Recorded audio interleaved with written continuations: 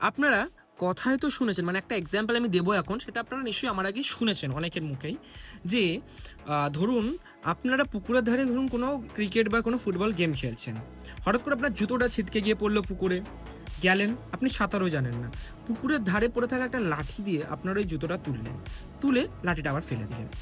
ঠিক এরকমই পৃথিবীতে অনেক মানুষ আছে যারা আপনাকে বা আমাকে বা এরকম আমাদের মতো অনেক মানুষকেই আ ১ম এ ইউজফুল ভেবে, মানে লাঠিটার মতো ইউজফুল ভেবে ইউজ করে নেবে নিজের গোল অ্যাচিভ করতে।